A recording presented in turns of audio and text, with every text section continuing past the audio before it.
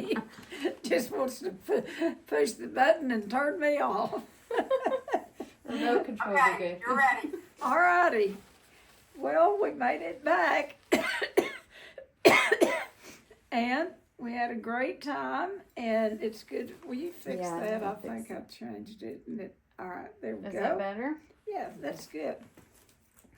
Alrighty, so it's good to see all of you, and like I announced, we're going to be talking about a subject that I don't guess we can talk enough about because it affects just about all of us every day. I mean, I can't say everyone because I don't know, but it affects a lot of people. And, you know, I went through life being this and didn't know that it had a name, and it's called codependency. And codependency, a lot of times, is learned behavior set up in childhood. Many codependents, not all, but many are raised, well, I would say just about everyone that is, has some codependency, came from some form of dysfunctional home. And that includes, you know, a lot of addictions. It includes anywhere there is a setup in a household where there's any form of neglect and abandonment. Now, most parents don't intend for that to happen. And I'm going to give you kind of a list of those that have been raised where they come out with the same criteria that adult children of alcoholics have, and that is children who are raised in where there's any addiction, and then there's those who are raised, and we treat a lot of preachers' kids, because it's any time that the focus is, you know, our focus doesn't have to be on our children all of the time, but they do need our time, attention, and direction. They need our love, our time, attention, and direction. And I always say, I don't believe any parent wakes up some morning and says, well, today's the day I go screw up my kids' lives. Even the worst of the worst, I don't believe have that intention. I think they're just carrying on family traditions that was taught to them, you know, but the cycle can stop in one generation. That is the good news. That's why I've been in the business. That's why I've stayed in the business, is to give people hope that this can stop in one generation. And what this is, we finally got a name for it. It's called codependency. And it was first, I'm going to give you a definition, and I'm going to go back to the 5 things. But codependency is, the codependency refers to dysfunctional relationships, dysfunctional relationship dynamic where one person sacrifices their own needs and well-being or desires to meet the needs of another person. That is what codependency is in a nutshell. We give up our own wants and dreams and for someone else, and a lot of times those people don't even ask for it, don't really want it, but we think as codependents that they need us. When we're in the disease, we need to be needed. So what we do is we sacrifice our own needs, well-being, and desires to meet the needs of another person, often unable to address their own emotional health. And I see this a lot with codependents. You know, we know what other people need around us when we're into codependency, but we very seldom know what we need. So this typically involves one person overly relying on on the others for validation, support, or self-worth. Now, when you have an addict in the home, or if you've been an adult child of an alcoholic, or any form of addiction, I will tell you the attention is on the addict. The attention is on the addict. That's what it drains the family. And all of the attention goes to the addict.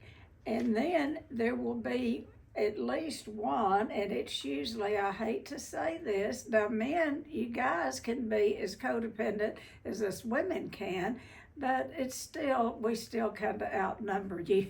You know, it's sort of bred in us to be the caretakers. Well, as codependents, we take it way over to the far extreme, our caretaking. We take care of people that don't even want to be taken care of, you know. We find people that needs this because we have that need to be needed that was put in there in childhood. And so it really, codependency is we get our, typically it involves one person over-relied on the other for validation, support, or self-worth. So I got my good feelings about myself if my mother had a good day, if I made her comfortable, if I fed her well, if I made her laugh. My day was, from the time I was 8 years old. When you live in addiction, depending on the age that how far the progression of the addiction is, that is how severe the effect on the children will be. And they'll do one or two things. Majority of children who are raised in addictive homes will do one or two things. Is they will get out of Dodge as soon as they can. My sister, we called it escaping. She left at age 16, ran off in the middle of the night, got married, moved to San Francisco. She got as far away as she could. And then there's the other one that stays at home. They have a fear of leaving. They have a fear if they don't stay and take care of the addict, they will die. And even some of them tell us that. My mother would say, "Oh, baby, if you leave, no one takes care of me like you do. And I'll die if you leave." And I believe that. I believed I had the power to keep my mother alive. And I didn't, but it false empowers children for one thing. We get falsely empowered and as children thinking that we should know how to do adult things, and we don't, and we have to muddle through going and paying bills, or we have to muddle through taking care of the addict or whatever we're doing, signing your own report cards, going and talking to the principal. I know I was in the 5th grade and I drove myself to school, and the principal called me in one day and he said, "You're not old enough to drive," and made me quit driving so that I had to walk, 3 miles to school. But anyway, I began to get my self-worth and my validation from how well my mother was. If she did good, I did good. If she did bad, I did. What I would do as a little girl, I would go eat. She would give me some money and I'd go around to the little grocery store. She would say, "Go get something to make me a surprise." It's what she meant was, cook for me. And so I would come up with the biggest concoctions in the world. I was 19 years of age, but that's when my eating disorder really took hold, as I would spend, this for candy, this for something to make mother a meal, her surprise. So she ate a lot of canned Spam, I'll just say that. Okay, so codependent individuals often have difficulty setting boundaries. That is the biggest thing about being dysfunctional in codependency, is the failure to set boundaries, and also low self-esteem. codependents get their esteem from helping others. And then if they don't get better, if whoever we're helping don't get better, we feel like failures. What have I done? Couldn't I have done this better? Couldn't I have done that better?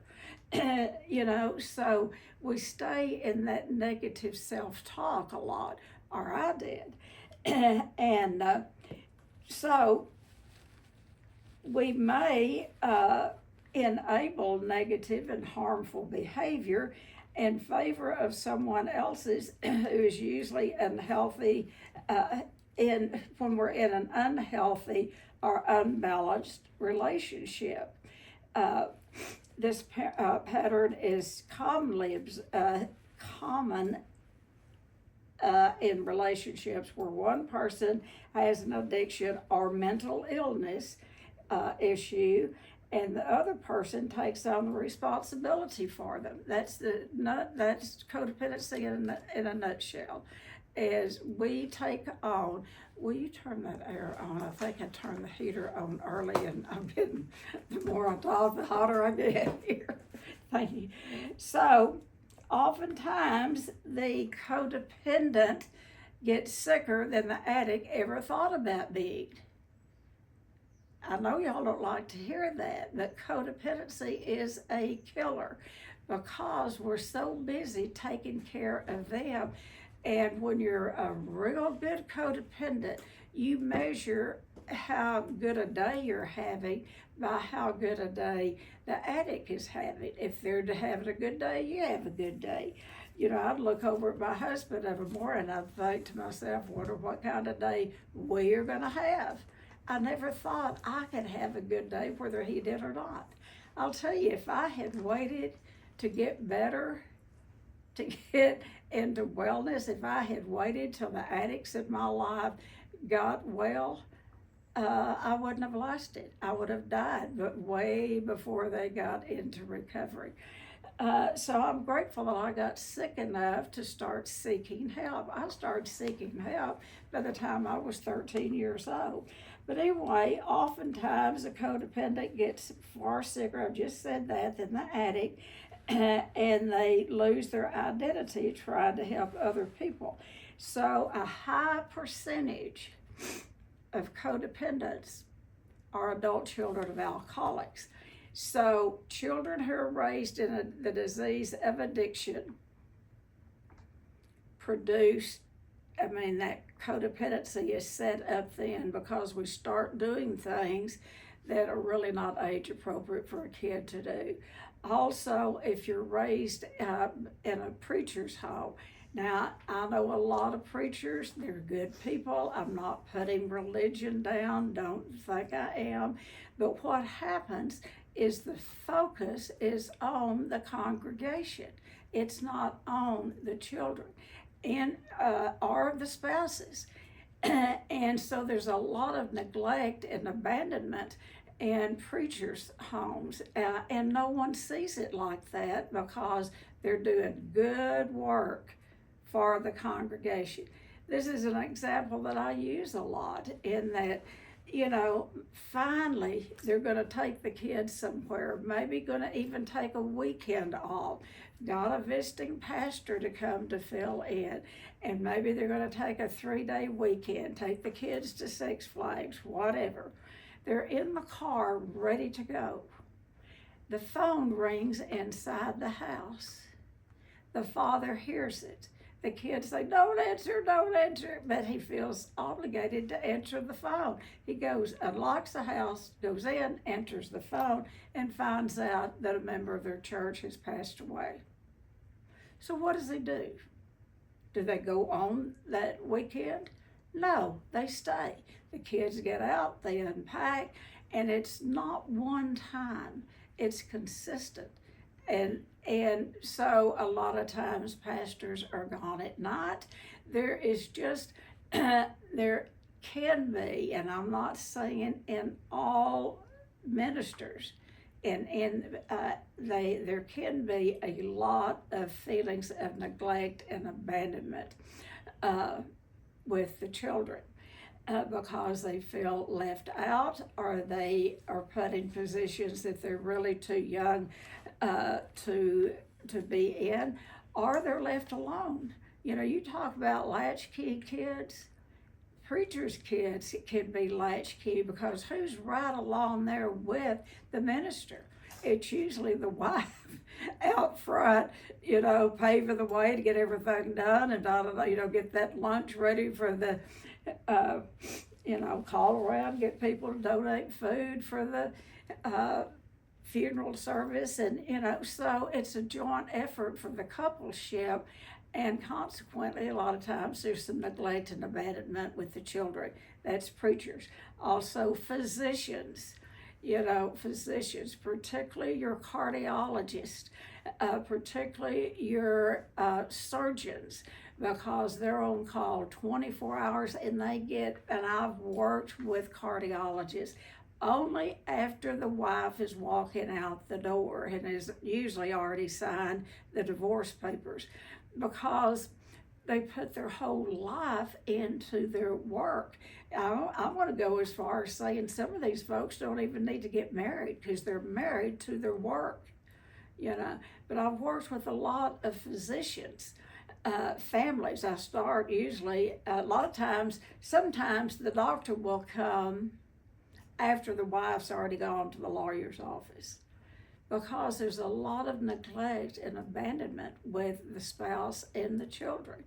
So you get the scenario. It's wherever there is an unbalance. When the tech business first got hot, you know, and it was booming, there was a man out of the Seattle area that was big in the tech business, making more money than he ever dreamed he could make.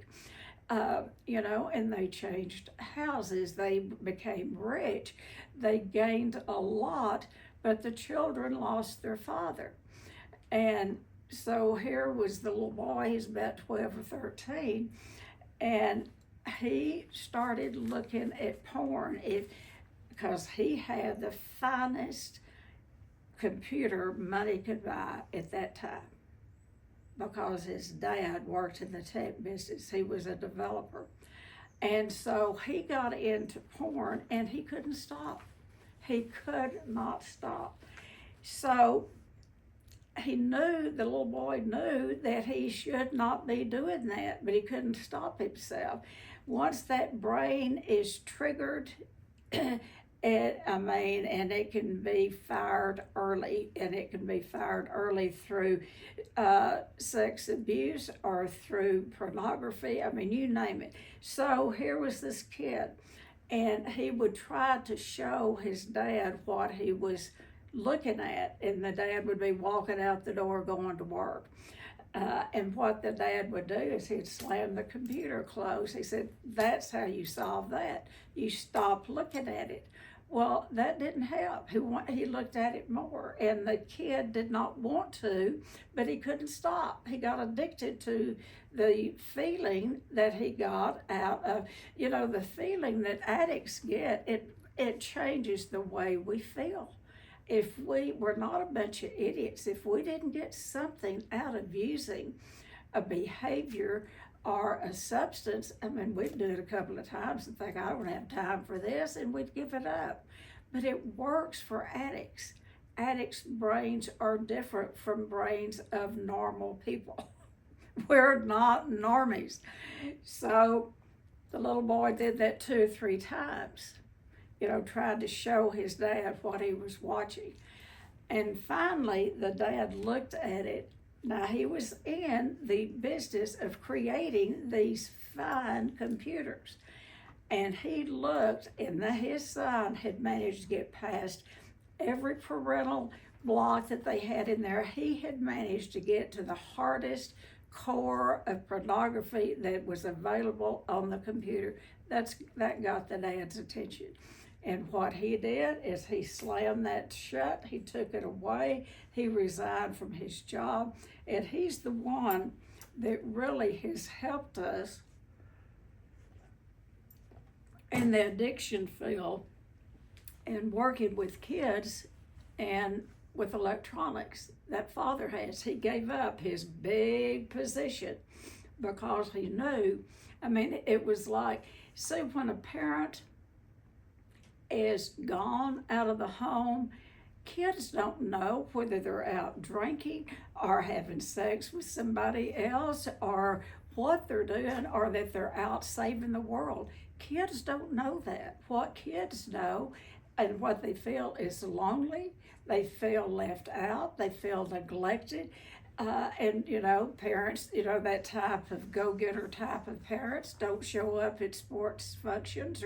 So that loneliness, that deep-seated loneliness is planted in the heart of a child. And when that is planted in there, they begin to find something. Now, if there is any history of addiction on either side of the family, you can count on it. You can put it down. You can take it to the bank.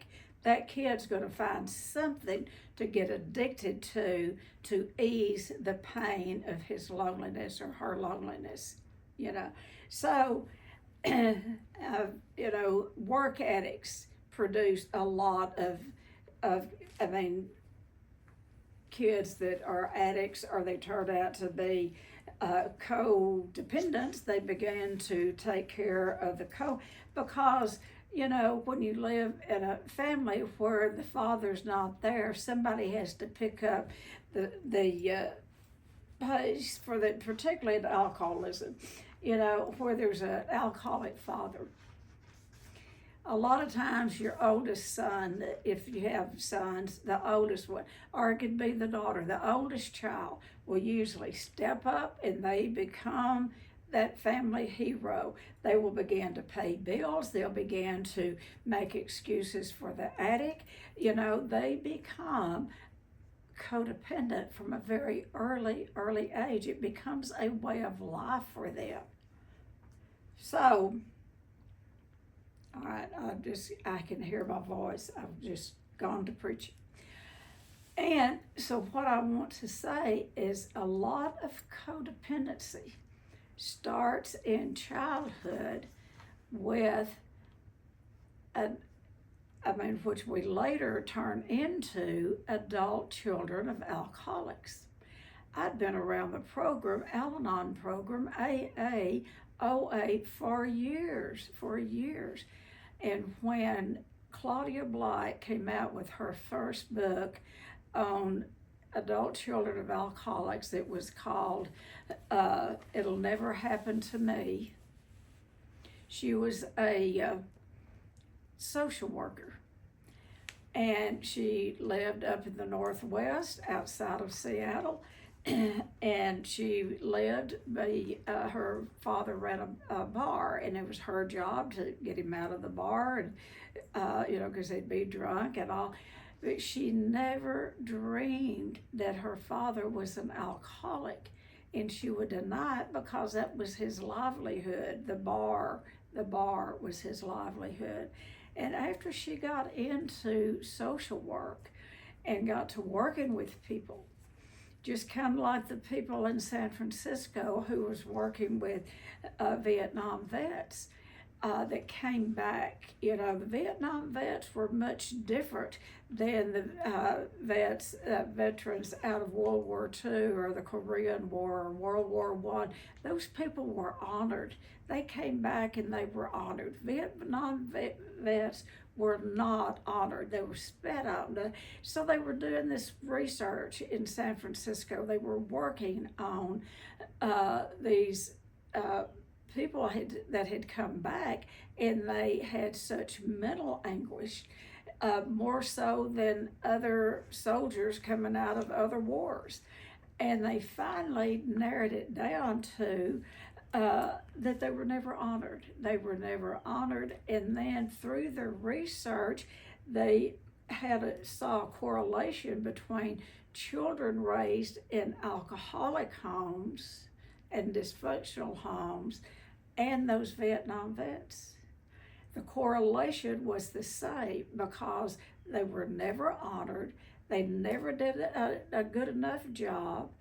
And that's where the adult children of alcoholics movement actually first started, was that research that the therapists were doing with Vietnam vets. And then, you get on up into the Washington. This is where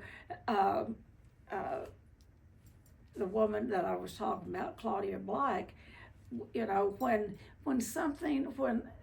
God creates an opening, when new things are revealed, it starts sprouting up in different parts of the country. And these people have never maybe have never communicated. So the same time these researchers were researching about Vietnam vets and the similarity to children being raised in alcoholic homes, the similarities were just glaring. Claudia Black was doing the same thing. So she came out with her first book, It Will Never Happen to Me. And I read it, and when I read it, and I'd been an Al-Anon for years, but it opened my eyes to how I had been affected growing up and alcoholism is alcoholism, and it doesn't matter which parent has the disease, you're going to be affected by it. But there is something about having the mother be the alcoholic that can be more damaging, because usually the mother is the one that keeps the home fires burning. So when I walked in, and I was already a counselor working at a drug alcohol treatment program in town, when I walked into my first ACOA meeting, and I heard them talk about the similarities or the signs and symptoms of being an adult child of an alcoholic, every one of them applied to me. And I felt home for the first time. Because I really never felt really at home in Al-Anon. Yes, I was living with a practicing alcoholic. My husband was an alcoholic. But I was not affected by my husband's alcoholism as near as much as I was my mother's. So I went to Al-Anon first because of my mother and her constant calling me, and my dad calling me and threatening to kill her if I didn't come out there and blah, blah, blah, blah, blah, blah, blah. So I was living with active alcoholism 165 miles away. So I actually went to Al-Anon first because of my mother's alcoholism. And when I would try to talk about my mother's alcoholism, I'll tell you, those other women, and it was mostly women, would shut me off like that. They did not want to hear about anyone being raised in alcoholism, because I realized much later what I was saying is how they were living with their children, things that they were doing to their own children. And then later, I came along and did the same thing to my kids, but it was hard for them to hear me talk about, and later on, after we all got to know about adult children of alcoholics movement, I had some of them make amends to me. They said it just hurt so deep to hear me talk about how it felt like to live in an alcoholic home where there's total neglect from the father, and then my job was to take care of the mother. That's what I wanted to talk about. They wanted to talk about drunk husbands or what it was like living in the... So I was doing both, but my primary focus always was on my mother. So I think I've covered codependency pretty well. It is a disease, a freestanding disease by itself, and it must be treated as a freestanding disease, as with eating disorders, particularly your compulsive overeaters, your binge eaters, and your alcoholics.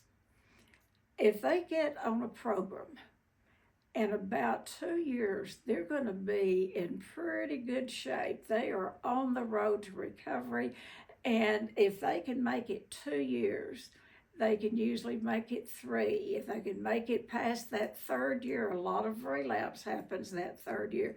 But if they can make it to the 3rd year, they're usually on their way to a life of sobriety. With codependence, with eating disorder clients like your anorexic, a good 10 years. I mean, across the board.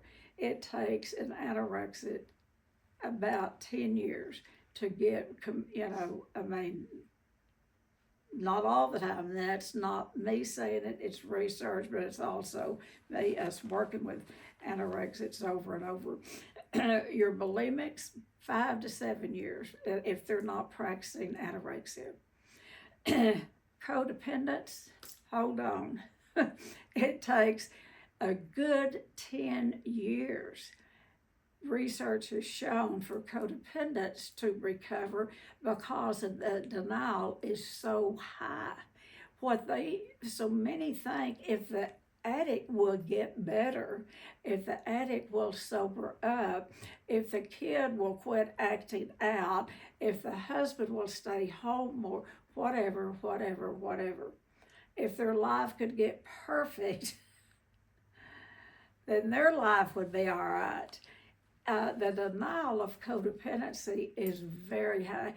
Now, they'll admit that they're codependent, but to really get to the depths of it and see how damaging codependency is, it's hard for people to realize that. It is worse. There's times that I've treated codependents that I want to say, why don't you go have a drink so you would qualify for AA? Please go drink or get you a little relief here. I don't say that, but there's times that I've wanted to because codependence, and I am one, I can talk about us, because it is our job. Somewhere along the line, we feel like it's our job to take care of others. Now, you mix that in with having an alcoholic parent or being raised in where they're, in a preacher's home or, not just that, but it's that environment of you need to do something to change this situation. It gets embedded in a kid's brain, and they think it's their job to save the world. And I thought it was my job, not the world. I had about 100-mile radius. I thought about 100 miles around, I needed to take care of all of those people. Yet I'm probably exaggerating a little bit, but I spent a lot of hours caretaking. And not just my family, anyone that needed help. One day I walked into the bathroom, and I've told y'all this, on my mirror was N.O. nose cut out of magazines, every size, from little to big. My oldest daughter had cut them out and plastered them all over my mirror. And I knew immediately who it was, that it was Karen, and I called her in there. And I said, okay, what does this mean? She said, Mother, you never tell anybody no. You just do and do. And so I had become a human doer. That's what codependency is. We become human doers instead of human beings. So I want to open it up early for people to, what time do you have? I have 10:35. Okay, I want to open it up, and I want to hear from people if y'all would share about your codependent journey, because I know that some of you are in good recovery. Whoever's willing to share, take a few minutes. And I'd like to start with Neil. Is Neil still here? And I'm not going to tell Neil's story. And I will say Neil is recovering adult child of an alcoholic. And